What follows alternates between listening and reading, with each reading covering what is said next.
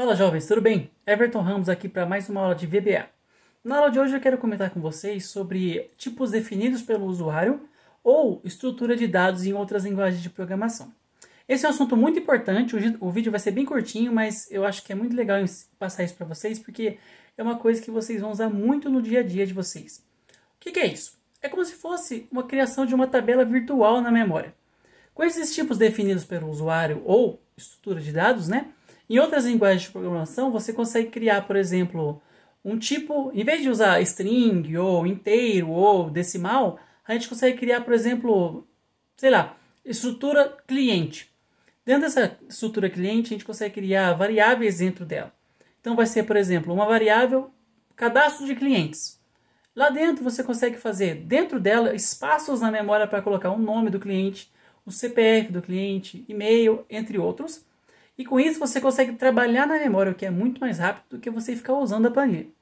Aí você atribui os valores lá e depois descarrega na planilha que você precisar, ou tanto no Access, no Excel, ou se você estiver usando Python ou outra linguagem de programação, também você consegue trabalhar isso em memória e salvar no banco de dados. Vamos ver isso na prática? Então, o que é uma estrutura de dados? Aqui na tela, vamos criar aqui a primeira. A instrução é type. E aí eu dou o nome para ela como se fosse uma variável. Então, nesse caso, eu vou chamar ela de cliente. Então, eu vim aqui, dou um enter nela. E aqui dentro desse type, eu consigo criar espaços dentro desse cliente. Então, o que o cliente tem? O cliente tem nome. Aqui eu uso string, né? Mas se eu tivesse outro tipo de estrutura de dados, eu conseguiria criar aqui dentro. Mas nesse caso, vamos usar as básicas, né? As naturais. Um CPF também é uma string, porque eu não vou fazer cálculo com ele. Sei lá, endereço, as string, sei lá, telefone. As string. Vamos fazer uma idade aqui só para ter um tipo diferente, para vocês não acreditarem que só tem string. Nesse caso, inteiro.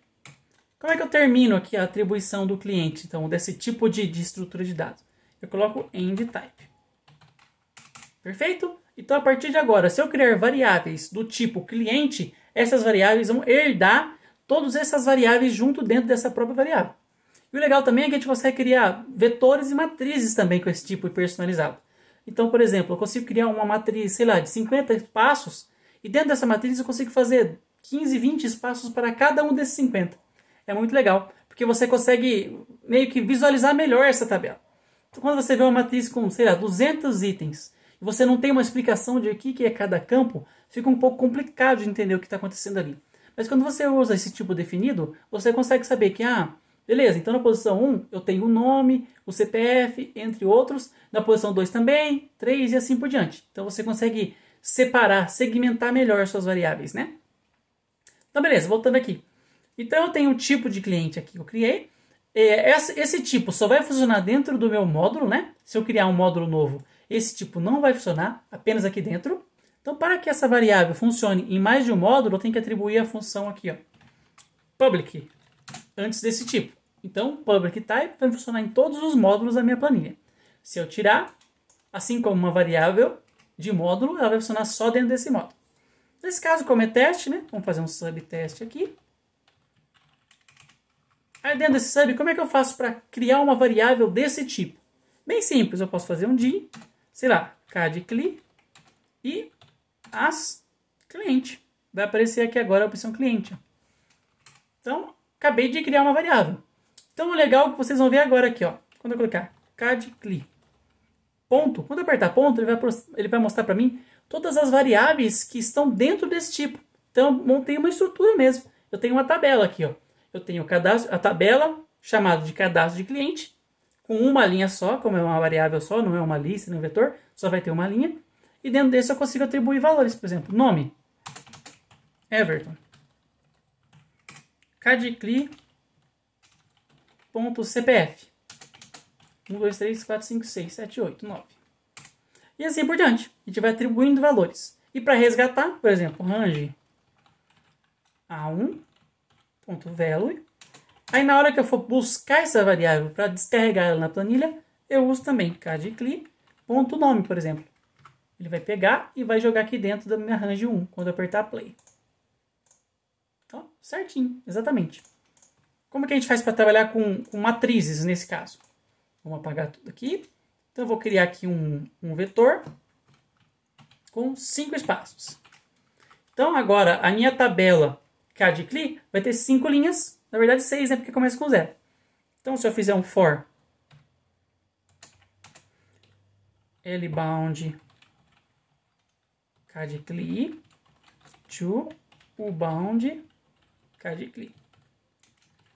Quem tiver dúvida nessa parte, eu recomendo voltar na aula anterior e aprender certinho o que eu estou fazendo. Mas para uma pequena explicação, eu estou tentando fazer um for que corre entre todas as posições dessa tabela, né?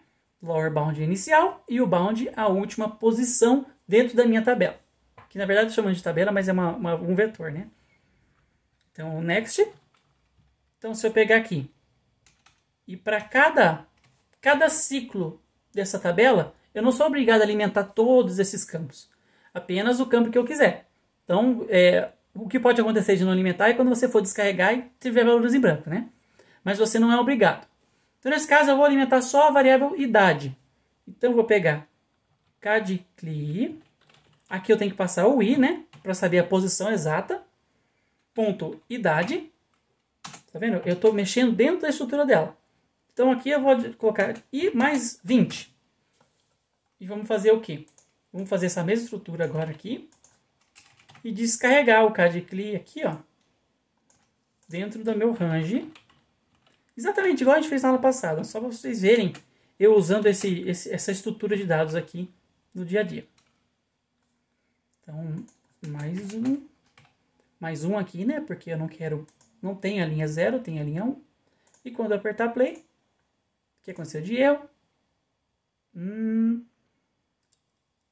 Aqui ele não conseguiu pegar. Ah, tá. Eu não passei aqui, ó. Ponto value, ponto recebe CAD-CLI, né? Não posso passar direto. Eu fui afobado aqui nesse caso. Então, rodando, ó, já descarregou para mim todas as variáveis dessa minha tabela virtual. Beleza, gente? Bem rapidinho essa aula hoje, espero que vocês tenham gostado. Isso é um assunto muito importante, porque, como eu falei, no Excel a gente tem a nossa tabelinha, a nossa planilha no fundo, que a gente pode manipular os dados. Mas se você estiver trabalhando em outra linguagem de programação, não é tão fácil. Por isso que é muito importante conhecer o assunto de estrutura de dados.